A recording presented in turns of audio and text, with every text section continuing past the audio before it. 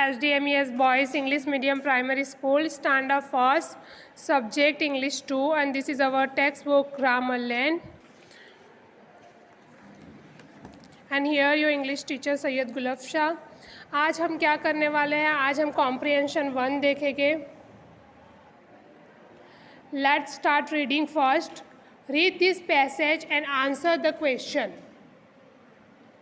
Kriti is a 6-year-old girl.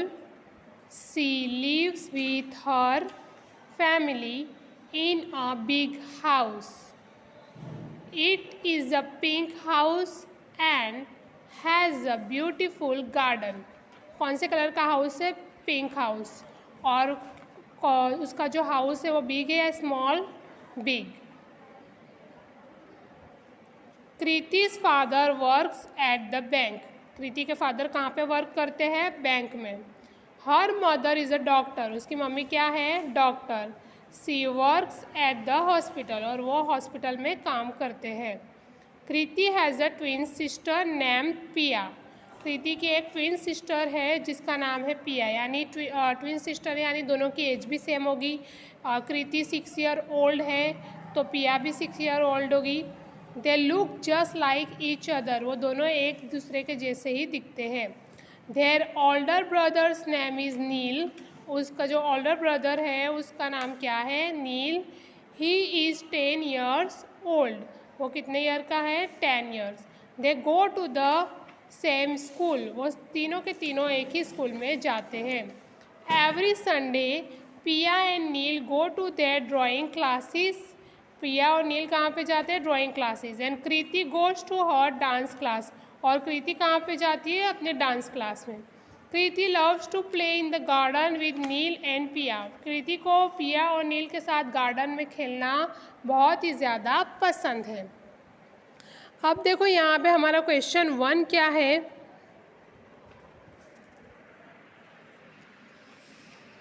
Choose the correct answer to complete this sentences. हमको एक correct answer जो है वो चूज़ करके यानी पसंद करके हमें ये जो सेंटेंस है उसे कंप्लीट करना है. और कोई भी नहीं हम पसंद कर सकते, जो करेक्ट हो उसी को. कृति's हाउस इज. मैंने आप लोगों को पहले ही बताया कि कृति का हाउस कैसा था. यहाँ पे हमारे पास 3 ऑप्शन है. Big, beautiful, white in colour. White colour का नहीं था, पिंक कलर का था. ब्यूटीफुल तो था ही पर वो कैसा था? Big. Kriti's house is big. Kriti's father work in a. मैंने आपको बताया था कि कृति का फादर कहाँ पे वर्क करते थे? बैंक में. और उसकी मम्मी जो है वो डॉक्टर थी और वो कहाँ पे वर्क करती थी? हॉस्पिटल में. तो यहाँ पे आपके पास हॉस्पिटल भी ऑप्शन है, बैंक एंड स्कूल. तो क्या है हमारा करेक्ट आंसर? कृति का फादर कहाँ वर्क करते थे? इन बैंक. पिया इज़ डैश ईयर्स ओल्ड. पिया कितने ईयर की है? मैंने आपको बताया था कि दोनों सेम एज के हैं. 10 तो नील की एज है, 4 तो नहीं, 6 years old. Neel learn dash dancing, drawing, swimming. Neel और पिया कहाँ पे कौन सी क्लास में जाते थे? ड्राइंग क्लास में. तो आंसर इज ड्राइंग. ठीक है. तो ये हमारा फर्स्ट क्वेश्चन तो यहाँ पे अच्छे से फिनिश हो गया. Now second question.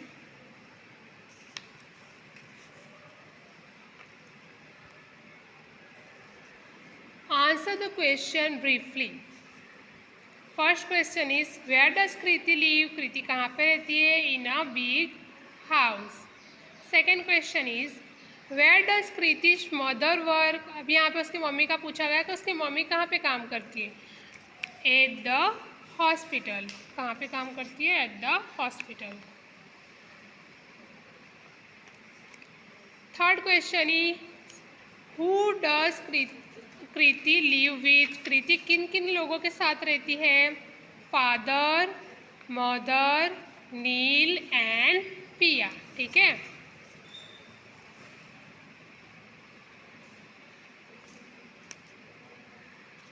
Fourth question is what do Neel, Kriti and Pia do every Sunday. Neel, Kriti और पिया एवरी संडे क्या करते हैं?